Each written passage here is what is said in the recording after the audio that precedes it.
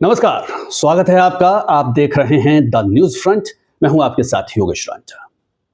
क्या आपके पास स्मार्टफोन है? जरूर होगा। आप सावधानी से इसका इस्तेमाल भी करते होंगे।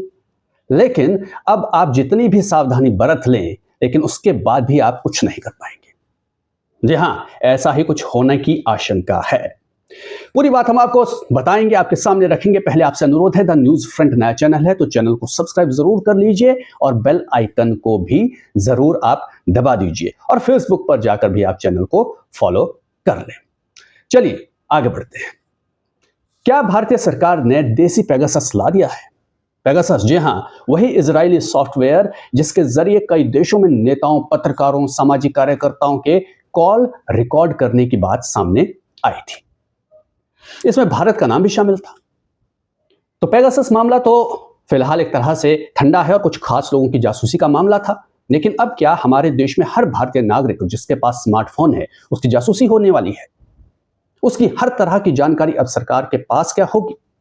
क्योंकि देसी पेगासस आपके फोन में इंस्टॉल होने वाला है, जिसका नाम है संचार साथी। जी हां, इस ऐप के बारे में कई आशंकाएं जताई जा रही हैं।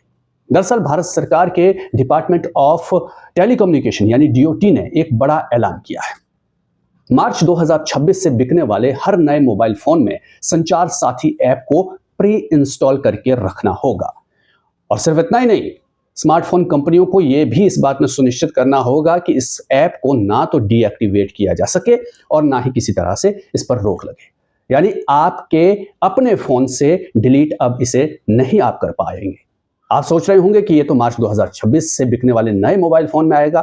जी नहीं, मौजूदा फोन में यह सरकार के निर्देश के मुताबिक जरूरी सॉफ्टवेयर अपडेट के जरिए आपको मिलेगा।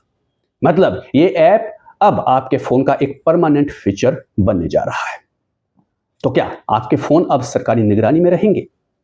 सरकार के अपने तर्क हैं तो इसके विरोध करने वालों के भी अपने तर्क हैं।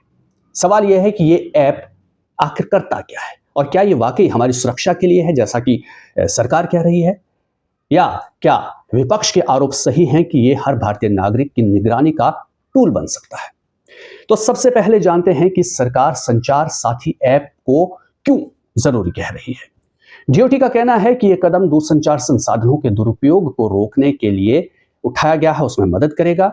ऐप का मुख्य उद्देश्य है कि इसका उपयोग मोबाइल उपकरणों में उपयोग किए जाने वाले IMEI नंबर को प्रमाणिकता सत्यापित करने के लिए किया जाएगा। IMEI आपके फोन की एक यूनिक पहचान वाला नंबर होता है, आपको पता होगा। संचार साथी को पहली बार 2023 में एक पोर्टल के रूप में लॉन्च किया गया था और सरकार ने इसे हिंदी समेत 21 स्थानीय भाषाओं में लॉन्च किया है ताकि लगभग हर मोबाइल यूजर इसे समझ सके और इस्तेमाल कर सके। यह एक तरह का साइबर सिक्योरिटी टूल है।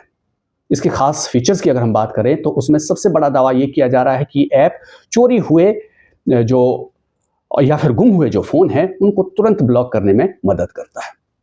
सरकार का दावा है कि इसकी मदद से 37 लाख से ज्यादा हैंडसेट सफलतापूर्वक अभी तक जो है वो ब्लॉक किए जा चुके हैं और 22 लाख से ज्यादा डिवाइस ढूंढ भी लिए जा चुके हैं। दूसरा दावा है IMEI नंबर को लेकर। संचार साथी ये सुनिश्चित करता है कि आपका फोन असली है या नहीं, खासकर सेकंड हैंड मार्केट से जब आप फोन खरीदते हैं, जिससे आप धोखाधड़ी से बच सकेंगे, ऐसा बताया जा रहा है। ये स्पैम कॉल और मैसेज की रिपोर्ट करने में भी मदद करता है। जो स्पैम मैसेज आता है, जैसा कि ट्राई का DND ऐप करता है, वैसा ही कुछ ये भी करता है। आप ये भी इससे पता लगा सकते हैं कि आपके नाम पर कितने मोबाइल कनेक्शन रजिस्टर हैं। तो ये ऐप ऐसे काम करता है और ये सीधे सरकार के सेंट्रल इक्विपमेंट आइडेंटिटी रजिस्टर है, central equipment identity register CEIR, उससे जुड़ा हुआ है, जो देश के हर मोबाइल फोन का IMEI डेटाबेस है। जब आप इसमें अपना नंबर डालते हैं तो ये आपके फोन के IMEI को डेटाबेस से मिलाकर जो है उसकी स्थिति को जांचता है, परखता है।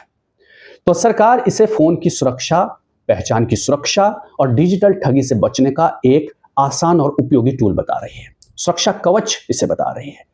लेकिन इस पर सवाल उठाने वाले लोग इसे प्राइवेसी का सीधा हनन मान रहे हैं, उस पर सीधा हमला मान रहे हैं और कह रहे हैं सरकार निगरानी का टूल इसे बनाने वाली है।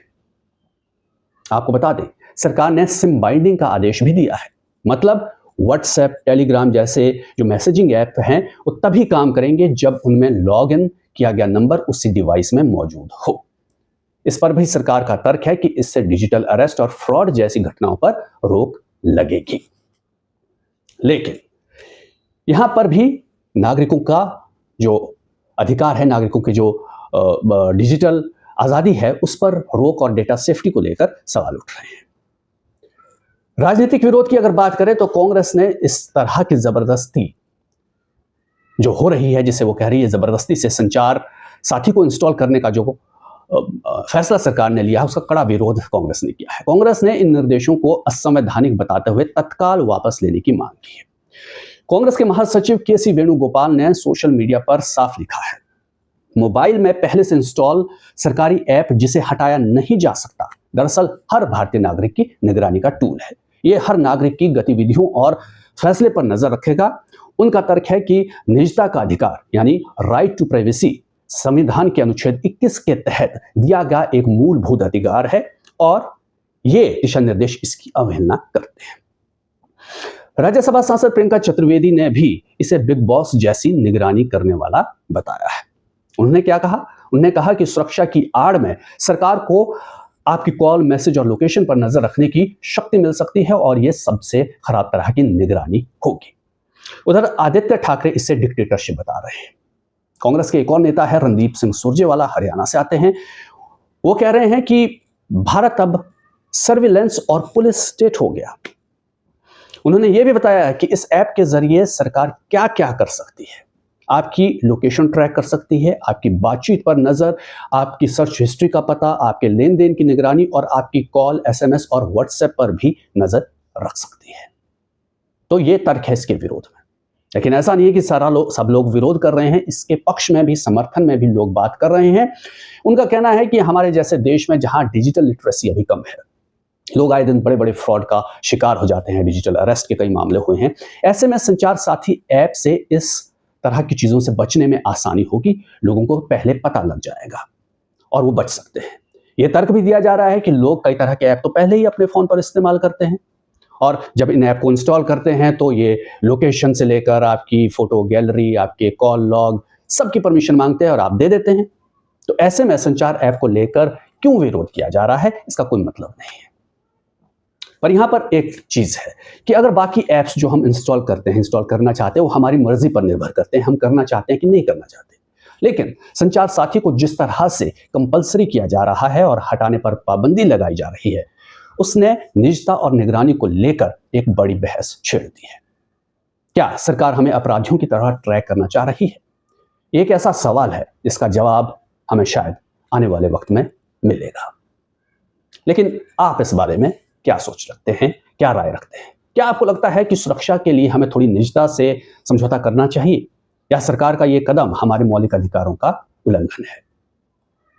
तो नीचे कमेंट बॉक्स में अपनी राय जो है वो जरूर आप साझा करें। वीडियो को लाइक करें, चैनल को सब्सक्राइब करें और घंटी का बटन दबाना ना भूलें ताकि आप ऐसी कोई भी जरूरी खबर जो है वो मिस ना करें। फेसबुक पर भी जाकर आप चैनल को फॉलो कर लें। सुरक्षित रहें और अपने डिजिटल अधिकारों के बारे में जागरूक रहें। धन्यवाद।